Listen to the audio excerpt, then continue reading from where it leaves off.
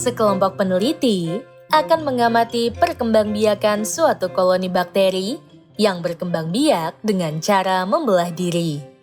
Setiap bakteri tersebut membelah diri setiap 1 jam. Pada awal pengamatan, terdapat sejumlah 100 bakteri dan setiap bakteri membelah menjadi 2 setiap 1 jam. Sekelompok peneliti tersebut ingin mengetahui jumlah bakteri dalam 1 hari atau 24 jam. Dapatkah kalian membantu mereka dalam menghitung jumlah bakteri dalam 1 hari atau 24 jam? Kita bisa menghitung jumlah bakteri tersebut dengan aplikasi barisan mengenai pertumbuhan. Apakah yang dimaksud dengan aplikasi barisan mengenai pertumbuhan? Simak pembahasan selengkapnya berikut ini. Aplikasi barisan mengenai pertumbuhan. Pada permasalahan di awal, kita diminta untuk menentukan jumlah bakteri yang berkembang biak dengan cara membelah diri setiap jamnya. Karena proses pembelahan diri tersebut, jumlah bakteri akan terus bertambah apabila jamnya bertambah. Suatu peristiwa yang membuat kenaikan atau pertambahan nilai suatu besaran terhadap besaran sebelumnya disebut sebagai peristiwa pertumbuhan. Nilai suatu besaran yang dimaksud di sini dapat berupa jumlah bakteri pada permasalahan di awal atau besaran massa atau besaran nilai lainnya. Pada permasalahan di awal, kita dapat melihatnya sebagai permasalahan pertumbuhan yang mengikuti pola barisan bilangan seperti yang telah kita pelajari sebelumnya dengan jumlah bakteri setiap 1 jam sebagai suatu suku dari barisan tersebut. Kita misalkan barisan mengenai permasalahan di awal sebagai barisan. Diketahui bahwa banyaknya bakteri pada awal pengamatan atau pada 0 jam pengamatan ada sejumlah 100 bakteri, sehingga suku pertama barisan tersebut adalah U1 sama dengan 100. Pada 1 jam setelahnya atau 1 jam pengamatan, setiap bakteri dari 100 bakteri akan membelah diri menjadi 2, sehingga jumlah bakterinya menjadi 100 dikali 2 sama dengan 200 bakteri. Jadi, suku kedua barisan tersebut adalah U2 sama dengan 200. 1 jam selanjutnya atau 2 jam pengamatan, karena setiap bakteri dari 200 bakteri membelah menjadi 2 kembali, jumlah bakterinya menjadi 200 dikali 2 sama dengan 400. Jadi, suku ketiga barisan tersebut adalah U3 sama dengan 400. Begitu seterusnya sampai 24 jam pengamatan. Barisan tersebut dapat diilustrasikan seperti berikut. Pada ilustrasi tersebut, dapat dilihat bahwa suku pertama mempunyai nilai 100, suku kedua mempunyai nilai 200, suku ketiga mempunyai nilai 400, suku keempat mempunyai nilai 800, dan seterusnya. Apabila diamati lebih jauh, suku pertama, yaitu 100, dikali 2 sama dengan suku kedua, yaitu 200. Suku kedua, yaitu 200 dikali 2 sama dengan suku ketiga, yaitu 400. Suku ketiga, yaitu 400, dikali 2 sama dengan suku keempat, yaitu 800. Dengan demikian, barisan tersebut adalah barisan geometri dengan rasio 2. Rasio atau nilai pembanding adalah perkalian untuk setiap 2 suku yang berurutan. Dapat dilihat bahwa rasio barisan tersebut mempunyai nilai tetap, yaitu 2. Rasio dapat juga ditentukan dengan cara berikut. Rasio yang dinotasikan sebagai R dapat diperoleh dari pembagian dari 2 suku yang berdekatan atau bersebelahan, yaitu suku di sebelah kanan dibagi dengan suku di sebelah kirinya. Kita dapat menggunakan U2 dibagi U1, yaitu 200 dibagi 100 sama dengan 2.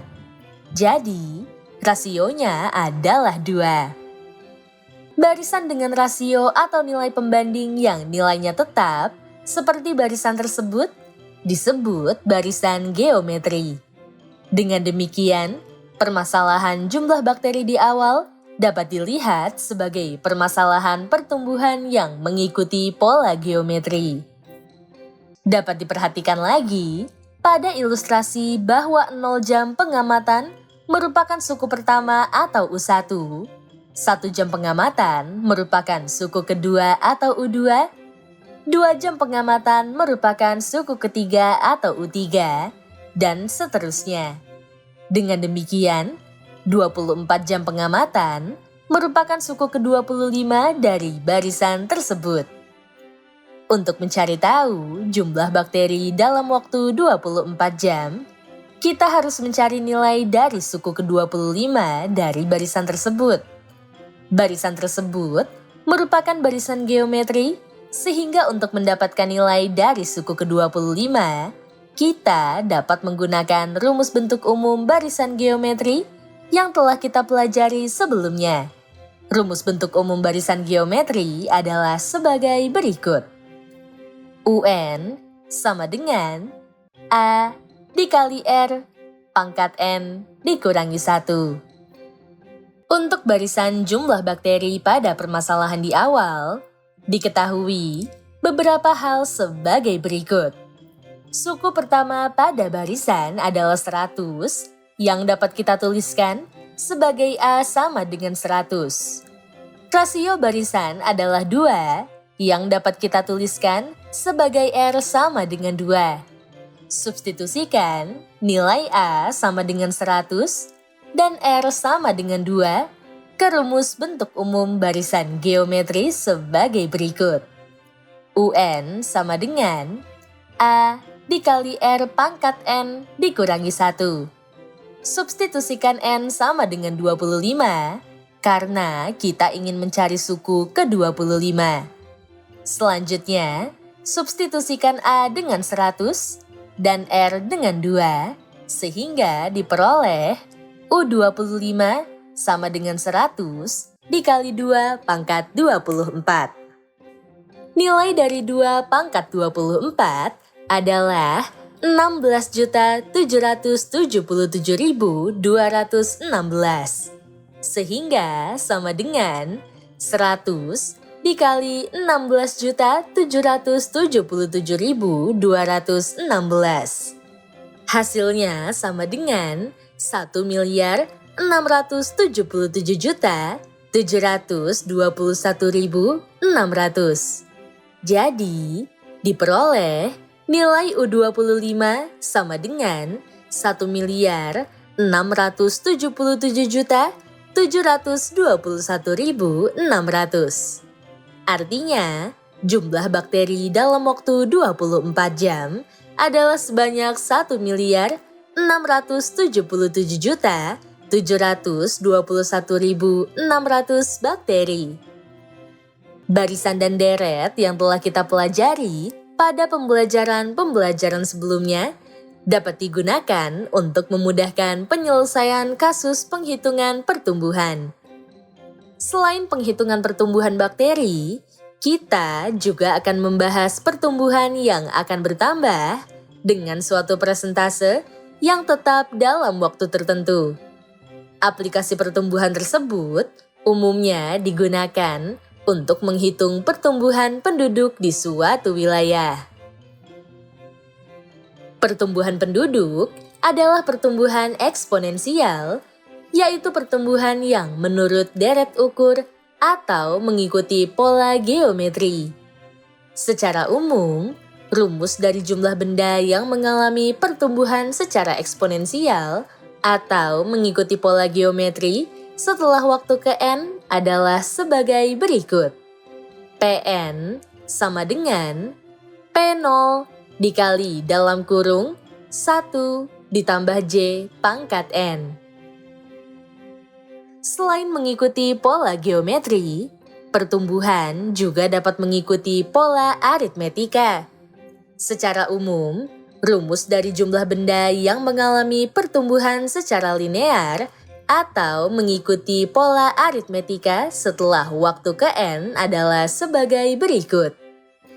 Pn sama dengan P0 dikali dalam kurung 1 ditambah hasil perkalian N dengan J. Namun, biasanya dalam permasalahan sehari-hari lebih sering digunakan pertumbuhan secara eksponensial daripada pertumbuhan linear. Mari kita perhatikan contoh soal dan penyelesaiannya mengenai pertumbuhan eksponensial berikut ini. Contoh soal, jumlah penduduk kota A tercatat 3,25 juta jiwa pada tahun 2008 dan diperkirakan menjadi 4,5 juta jiwa pada tahun 2013. Jika data penduduk pada tahun 2008 digunakan sebagai data acuan pertama atau data mula-mula, berapa persentase pertumbuhan per tahunnya? Selanjutnya, tentukanlah jumlah penduduk di kota A tersebut pada tahun 2015. Pada permasalahan tersebut, kita akan menghitung persentase pertumbuhan penduduk di kota A dan jumlah penduduk di kota A pada tahun 2015. Pada soal tersebut, diketahui jumlah penduduk pada tahun 2008 dan tahun 2013. Data penduduk pada tahun 2008 digunakan sebagai data acuan pertama atau data mula-mula. Artinya, jumlah penduduk pada tahun 2008 merupakan jumlah mula-mula sehingga dapat kita tuliskan sebagai P0 sama dengan 3,25 juta. Selanjutnya, diketahui bahwa pada tahun 2013 jumlah penduduk di kota A mencapai 4,5 juta jiwa, sehingga dapat kita tuliskan sebagai PN sama dengan 4,5 juta. Data penduduk pada tahun 2008 digunakan sebagai data acuan pertama atau data mula-mula, dan data penduduk pada tahun 2013 digunakan sebagai data setelah waktu ke N. Dengan demikian, diperoleh nilai N yang mewakili nilai waktu dengan nilai N sama dengan 2013 dikurangi 2008. Jadi, variabel-variabel yang diketahui adalah sebagai berikut. Selanjutnya, kita akan menentukan persentase pertumbuhan penduduk dan jumlah penduduk di kota A pada tahun 2015 sebagai berikut. Persentase pertumbuhan penduduk di kota A pada tahun 2015. Substitusikan nilai-nilai P0 sama dengan 3,25 juta, PN sama dengan 4,5 juta, dan N sama dengan 5 ke rumus pertumbuhan secara eksponensial sebagai berikut. PN sama dengan P0 dikali dalam kurung 1 ditambah J dipangkatkan N. 4,5 juta sama dengan 3,25 juta dikali dalam kurung 1 ditambah J dipangkatkan 5. Ekivalen dengan 4,5 juta dibagi 3,25 juta sama dengan dalam kurung 1 ditambah J dipangkatkan 5. Ekivalen dengan 1,3846 sama dengan dalam kurung 1 ditambah J dipangkatkan 5. Lakukan akar pangkat 5 pada kedua ruas sehingga diperoleh 1,0672 sama dengan 1 ditambah J. Ekivalen dengan 1,0672 dikurangi 1 sama dengan J. Diperoleh J sama dengan 0,0672. Dalam persentase, biasanya dilakukan perkalian 100%, sehingga kita mendapatkan J sama dengan 6,72%. Jadi, diperoleh J sama dengan 6,72%. Artinya, presentase pertumbuhan penduduk di kota A adalah 6,72% per tahun. Untuk menentukan presentase pertumbuhan dari suatu pertumbuhan, dapat juga digunakan cara yang lebih sederhana, yaitu langsung menggunakan rumus laju pertumbuhan. Secara umum, rumus dari laju pertumbuhan eksponensial setelah waktu ke N adalah sebagai berikut. J sama dengan Pn dibagi P0 dipangkatkan 1 per N, kemudian dikurangi 1. Substitusikan nilai-nilai yang diketahui, sehingga diperoleh 4,5 juta dibagi 3,25 juta, dipangkatkan 1 per 5, kemudian dikurangi 1. Sama dengan 1,3846 pangkat 1 per 5 dikurangi 1. Pangkat 1 per 5 sama artinya dengan akar pangkat 5, sehingga diperoleh 1,0672 dikurangi 1. Hasilnya sama dengan 0,0672. Dalam presentase, biasanya dilakukan perkalian 100%, sehingga kita mendapatkan J sama dengan 6,72%. Jadi, jelas bahwa dengan menggunakan rumus laju pertumbuhan eksponensial akan diperoleh hasil yang sama, yaitu 0,0672 atau 6,72%. Jumlah penduduk di kota A pada tahun 2015.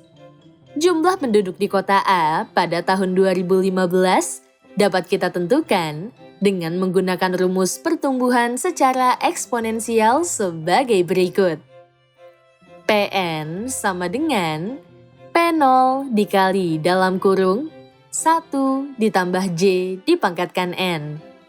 Substitusikan P0 dengan 3,25 juta dan J dengan 0,0672, yaitu presentase pertumbuhan yang telah kita peroleh sebelumnya, sehingga diperoleh 3,25 juta dikali dalam kurung 1 ditambah 0,0672 dipangkatkan 2015 dikurangi 2008 sama dengan 3,25 juta dikali 1,0672 pangkat 7 sama dengan 3,25 juta dikali 1,5765997.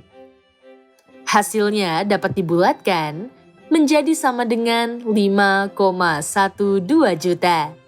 Jadi, jumlah penduduk di kota A pada tahun 2015 ialah 5,12 juta jiwa. Dari pembahasan tersebut, kita memperoleh dua rumus pertumbuhan secara eksponensial setelah waktu ke N yang dapat kita gunakan sesuai kebutuhan pada soal. Jika diketahui kelipatannya atau rasionya secara langsung, kita dapat menggunakan rumus pola barisan geometri sebagai berikut.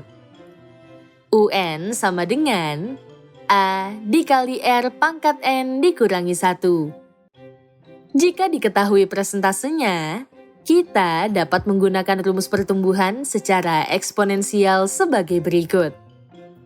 Pn sama dengan P0 dikali dalam kurung 1 ditambah J dipangkatkan N. Poin-poin penting pada pembelajaran kali ini adalah sebagai berikut. Pertama, pertumbuhan adalah suatu peristiwa yang membuat kenaikan atau pertambahan nilai suatu besaran terhadap besaran sebelumnya. Kedua, dalam permasalahan sehari-hari, umumnya lebih sering digunakan pertumbuhan secara eksponensial. Ketiga, rumus pertumbuhan secara eksponensial setelah waktu ke N adalah sebagai berikut.